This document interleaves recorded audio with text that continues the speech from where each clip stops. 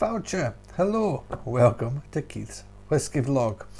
Now, I'm doing a little whisky tasting for you. This is part of a series that I'm doing of whiskies from the core range of the Glengoyne distillery, which classes itself as a Highland distillery, even though it's right on the cusp of the Highlands and Lowlands. It's right on the Highland line, the physical divide between the Highlands and Lowlands in Scotland. What they say at Glengoyne, they mature their whiskey, they distill their whiskey in the Highlands and they mature it right over the road in their warehouses in the Lowlands of Scotland.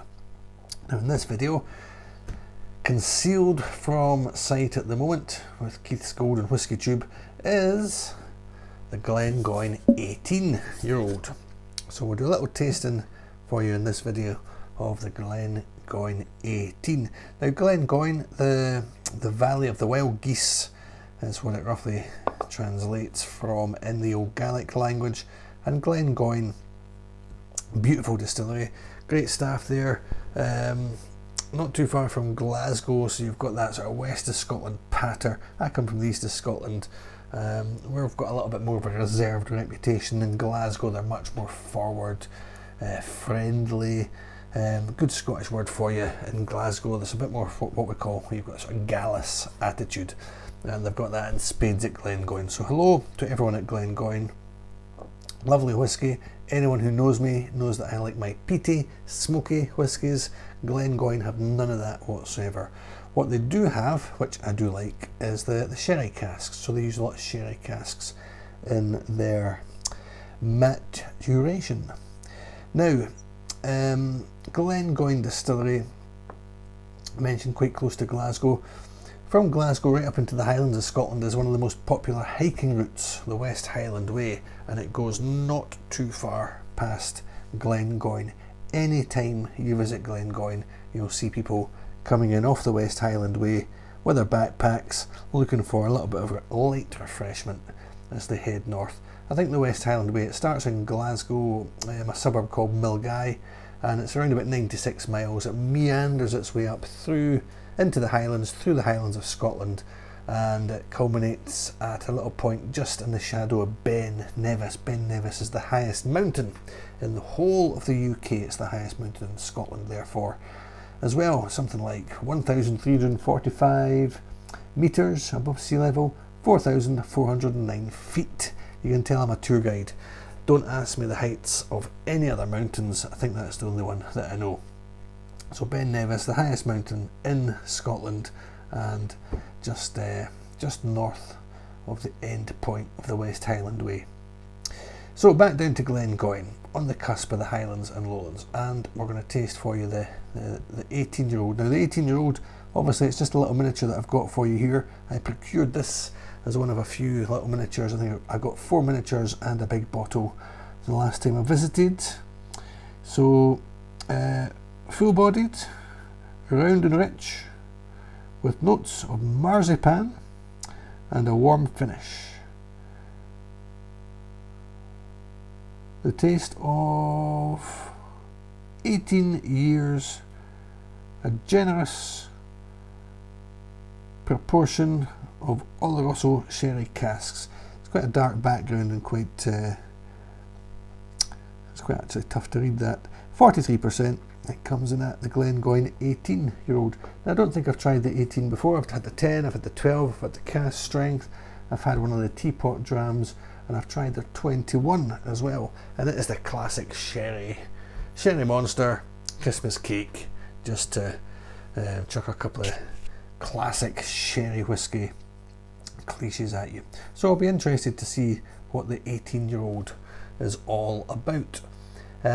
Now after I've done these videos, I'm going to pour about half of this and taste it for you just now, and keep another half back. I'm going to do a little blind comparison of the Glengoyne whiskies. So if you're interested in Glengoyne, check out my other videos from the core range, and obviously check out the blind comparison review that I'm going to do for you.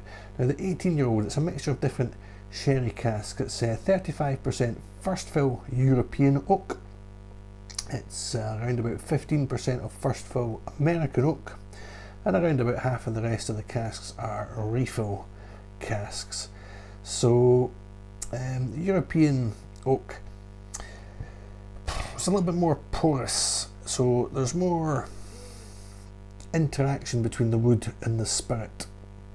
But because it's more porous, that means there's more evaporation, but you do get a little bit extra colour in the maturation, and you get sort of spicier flavours. You get sort of maybe a bit of chocolate as well, a bit of cinnamon, and your classic Christmas cake flavours, that sort of sherry, the real sort of soaked in alcohol, fruity, cherry, thick, lush flavours as well.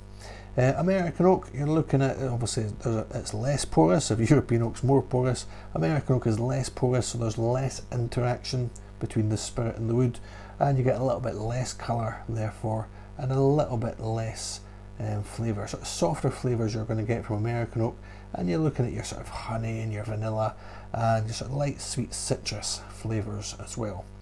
So this is a mixture of both, so it should be quite full bodied, it should have a real depth to it, and we'll see how we go. So Glengoyne, as I say, very picturesque distillery.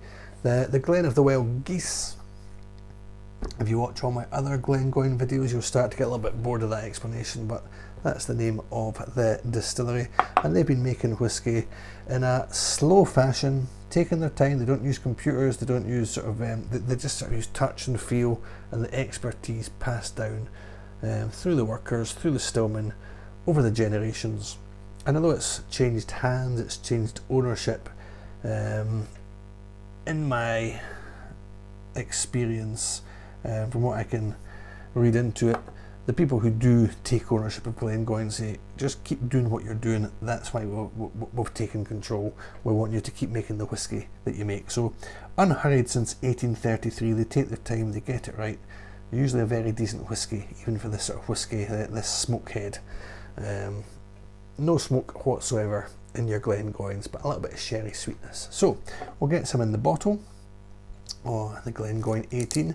As I said, first time I have ever had the 18. Got my Glengoyne tasting glass, got to do it properly.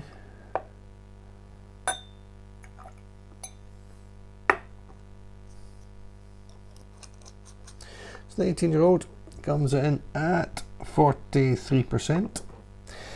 A bottle of this you're looking at probably anywhere from about 80 to about £100. The 10-year-old, the 12-year-old, decent prices, you're looking at about 35 to 45 pounds for both of those. So there's a bit of a step up in price. Hopefully it's a step up in flavour, but for an 18-year-old, it's pretty much ballpark what you're going to be paying for it.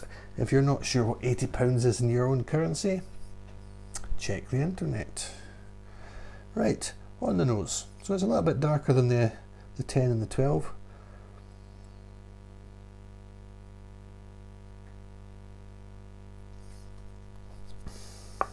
It's quite similar to the 12-year-old. It's got that sort of waxiness, sort of mustache, dusty smell to it.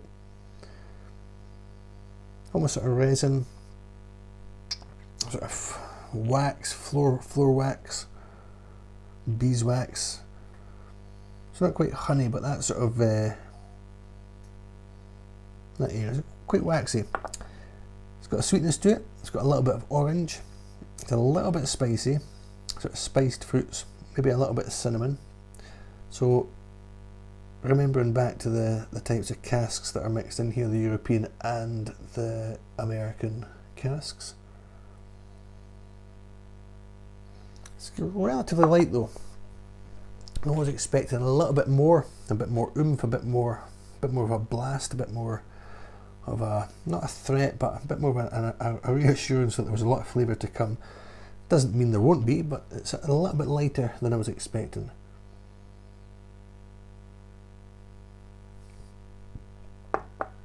So we'll add, we'll take a little taste, then we'll add some water.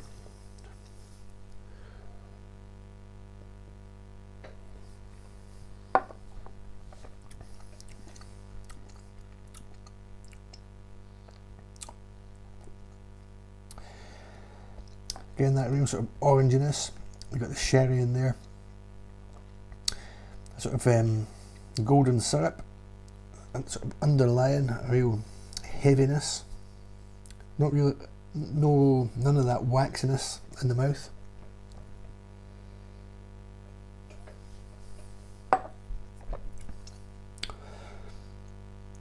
Going to be really interested with water. It's a funny thing to say. It's almost like it wants to release more. And you can feel a strength there. For 43%, I'd think it's a lot more than that, 46, 48% easily, but it's only 43%. But quite a sharpness. Again, similar to the nose, not as rounded as I was expecting. I don't want to keep hoping with this and then maybe being a little bit disappointed because I'm hoping for too much, but I suspect when I add water to this, it is going to absolutely blast at me. So, not quite as luxurious as I was thinking. It's not narrow, but it's not as wide. It's sort of medium. Bit of citrus, mostly orange, a little bit of lemon.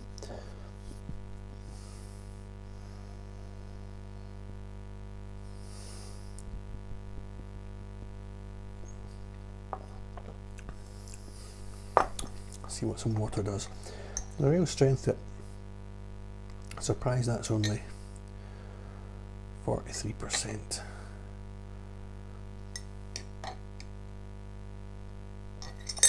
The trusty Lefroy jug, it's not smoky peaty water though, so it's nice clean fresh water.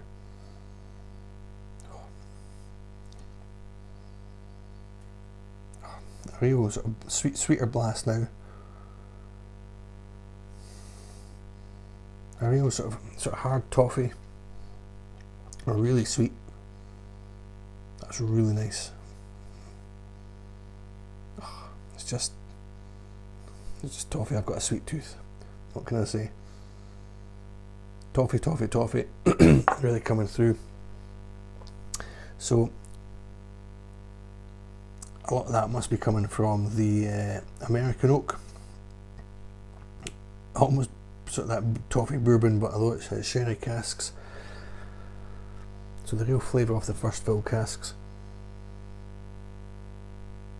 And just a sort of sweetness underneath. A little bit more lemon, away from the orange, more towards lemon. So a nice and sweet toffee. See what it does in the mouth. A little bit of water.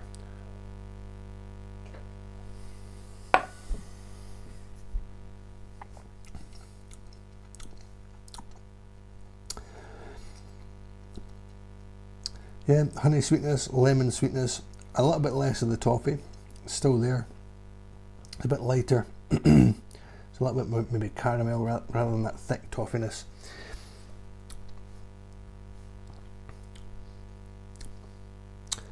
Afterwards, it's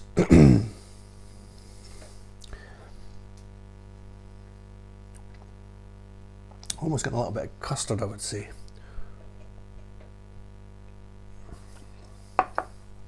It's quite unusual. Not a light, but quite heavy. There's certainly a lot to it.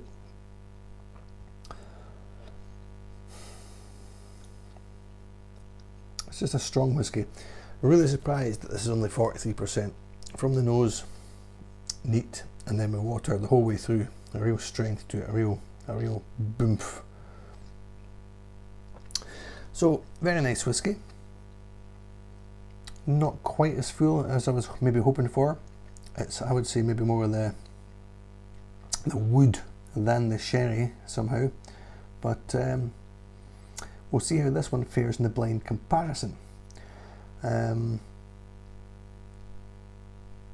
we're going to go with this for ballpark whiskies, if you can't get your hands on this wherever you come from.